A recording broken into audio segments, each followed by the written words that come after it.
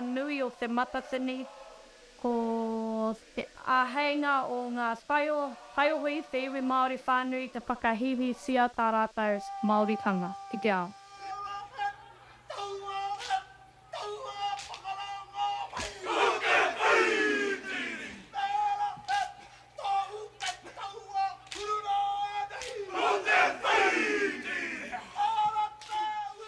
Ko taua āhuatanga o te korau o haere, ke pera, he haere te mea he māwiri, engari he te tapito haere ia.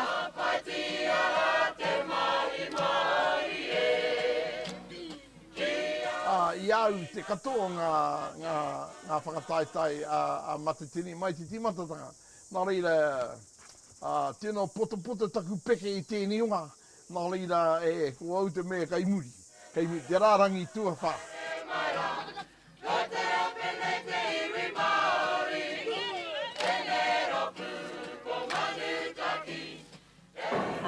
Ko mātou tumi whakarai, ko mātou iho pūmanawa, ko ia te taumata o mātou pātua.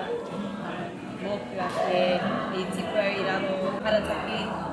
Papakita was the inspiration to me when I was young.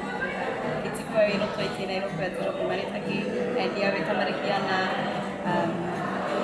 as titro au ki aia e ko ia te tūna.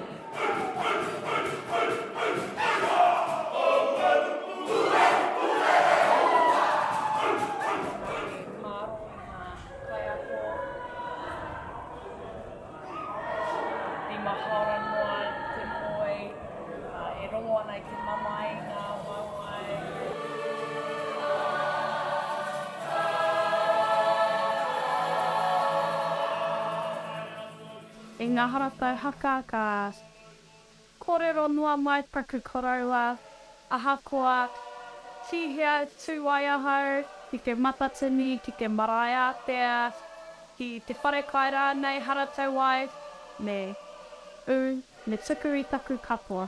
Ai.